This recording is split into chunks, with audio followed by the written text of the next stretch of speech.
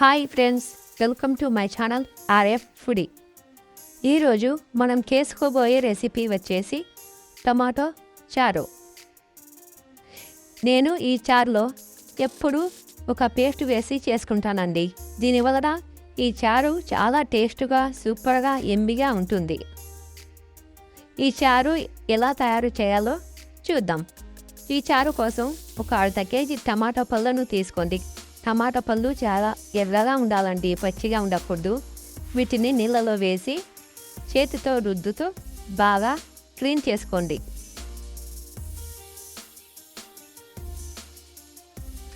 ఇలా క్లీన్ చేసుకున్న టమాటాలను వీడియోలో చూపించినట్టుగా చిన్న చిన్న ముక్కలుగా కట్ చేసుకోవాలండి. ఈ టమాటాలను కుక్కర్లో వేసుకొని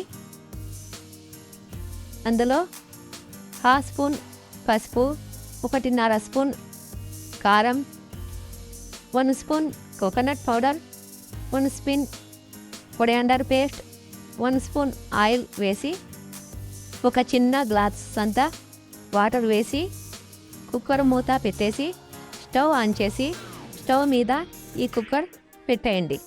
కుక్కరు 3 లేదా 4 విజిల్స్ వచ్చేంత వరకు పక్కా స్టవ్ మీద వేరొక ప్యాన్ పెట్టుకొని అందులో 2 స్పూన్ల బుడ్డల విత్తనాలు వేసుకొని కొంచెం రోస్టెడ్ చేసుకోండి. ఈ బుడ్డల విత్తనాలు కొంచెం రోస్ట్ అయినాక మళ్ళా దీంట్లోనే 2 స్పూన్ల పుట్నాల పప్పు వేసుకొని ఈ రెండింటిని మళ్ళా కొంచెం సేపు రోస్ట్ చేసుకుందాం. ఇందులోనే 1 స్పూన్ జీరా వేసుకొని అన్నీ కలిపి ఒక నిమిషం పాటు డ్రై రోస్ట్ చేసుకుందాం.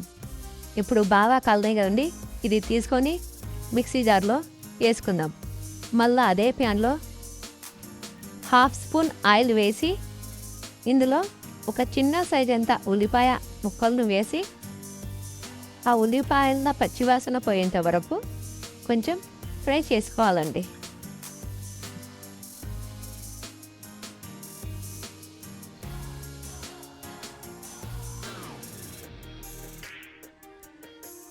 చూడండి, ఇలా కొంచెం ఫ్రై అయినాక అంత ఎర్రగా కాకుండా అంత పచ్చిగా కాకుండా మీడియం సైజ్లో ఫ్రై చేసుకొని ఈ ఆనియన్ పీసెస్ని కూడా మిక్సీ జార్లో వేసుకోవాలండి. వీటన్నింటిని ఒకసారి గ్రైండ్ చేసుకుందాం. చూడండి, ఇలా గ్రైండ్ చేసుకున్నాక ఇందులో కొంచెం వాటర్ వేసుకొని మళ్ళా గ్రైండ్ చేసుకోవాలి. ఇలా పేస్ట్ లాగా మెత్తగా అవుతుంది. మేము ఈ పేస్ట్ తయారు చేసుకునే లేపు ఇక్కడ కుక్కరు 4 విజిల్స్ వరకు వచ్చిందండి. ఇప్పుడు స్టవ్ ఆన్ చేసేసి కుక్కర్ని దించుకొని గ్యాస్ అంతా తీసేసి మూత తీసేయాలి. చూడండి, ఇప్పుడు టమాటాలన్నీ మెత్తగా ఇలా ఉడికినాయా. నేను వీడియో స్టార్టింగ్లో నేను ఒక పేస్ట్ వేసుకుంటాను చారులో అని చెప్పినాను కదండి. ఈ పేస్టు ఇదేనండి. ఇప్పుడు ఈ పల్లీల పేస్టుని ఇందులో వేసుకొని మళ్ళా ఇందులోనే ఒక 4 స్పూన్ల ఉప్పు వేసుకొని పప్పు బుద్దితో చాలా మెత్తగా చేసుకోవాలి. దీన్ని ఎలా మెత్తగా చేసుకోవాలంటే ఇందులో ఒకటి కూడా టమాటా పీసెస్ కనబడకుండా చాలా మెత్తగా రుబ్బుకోవాలండి. చూడండి, దీంట్లో టమాటా పీసెస్ ఏం కనబడకుంటున్నాయి. ఇప్పుడు ఇందులో నేనైతే 1.5 మగ్గుల వాటర్ వేసుకున్నానండి. చూడండి, నాకైతే ఈ చారు ఈ కన్సిస్టెన్సీలో బాగా కనిపిస్తుంది. మీకు కావాలంటే ఇంకా లూజ్గా ఉండాలంటే కొంచెం వాటర్నైనా వేసుకోవచ్చు, లేదా తిక్కుగా కావాలంటే కొంచెం వాటర్నైనా తగ్గించుకోవచ్చు. ఇప్పుడు ఈ చారుని స్టవ్ ఆన్ చేసి స్టవ్ మీద పెట్టేసి దాంట్లో కొరియాండర్ లీవ్స్, కర్రీ లీవ్స్ వేసుకొని కొంచెం సేపు మరిగించుకోవాలండి. ఇలా మరిగించుకోవడం వల్ల మేము వాటర్ వేసినాం కదండి, ఈ వాటర్లోని పచ్చి వాసన పోయి చారంతా ఒకసారి బాగా ఉడికేంత వరకు ఉడికించుకుంటే వాటర్లోని పచ్చి వాసన అంతా పోతుందండి. చారు టేస్టుగా తయారవుతుంది. చూడండి, చారు ఎంత బాగుందో. నేనైతే ఈ చారును ఒక 5 నిమిషాల పాటు బాగా మరిగించుకున్నానండి.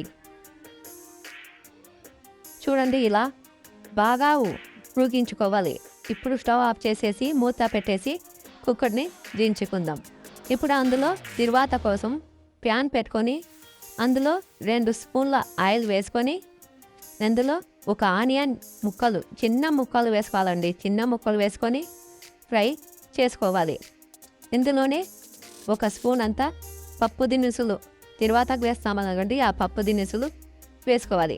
ఇప్పుడు ఇందులో కర్రీ లీవ్స్ వేసుకొని అందులో 4-5 రెడ్ చిల్లీస్ వేసుకొని ఇదంతా ఒక 2-3 నిమిషాల పాటు బాగా ఫ్రై చేసుకోవాలండి. ఎలా చేసుకోవాలంటే ఉల్లిపాయలు బాగా ఎర్రగా అవ్వాలి, అప్పటి వరకు ఫ్రై చేసుకునే ఉండాలి. ఈ ఆనియన్స్ ఫ్రై అయ్యేలోపు ఈ వీడియోను లైక్ చేయండి, షేర్ చేయండి. ఇలాంటి వీడియోస్ కోసం సబ్స్క్రైబ్ చేసుకోండి.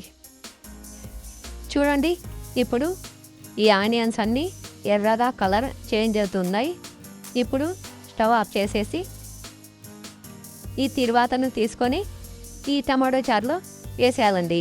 వేసిన వెంటనే మూత పెట్టేయాలి. ఎందుకంటే ఆ తిరువాతలోని వాసన అంతా బయటికి వెళ్ళిపోతుంది.